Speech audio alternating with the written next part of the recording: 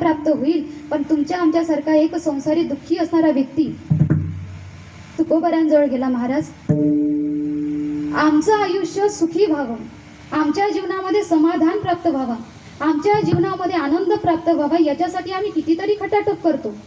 एवढे कष्ट कशासाठी करतो? आपल्या सुखासाठीच करतो की नाही? पाय सुखासाठी कष्ट करता करता दिवसाची काय करतो? रात्र करतो. हाडाचं काय करतो? काढं करतो. रक्ताचं काय करतो? पाणी करतो. कशासाठी?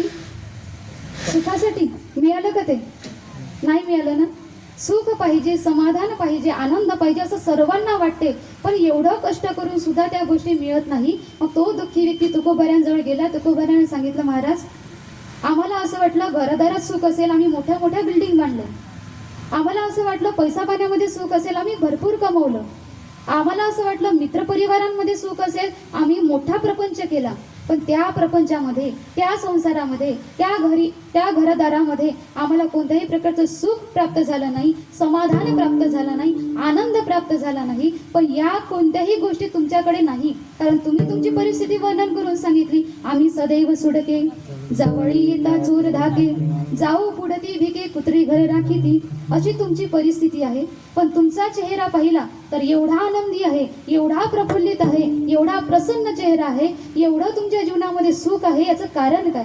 तुकोबाराय म्हणतात, आमच्यासारखं सुखी तुलाही व्हायचं आहे का? आमच्यासारखं समाधानी तुलाही व्हायचं आहे का? आमच्या जीवनात जसा आनंद आहे तसा आनंद तुलाही पाहिजे का? मग एक काम करावं लागेल, जे आम्ही करतो ते तुम्हाला करावं लागेल. मग ते काय आहे? महाराज अभंगाच्या प्रथम चरणात सदा नाम घोष, सदा नाम घोष, सदा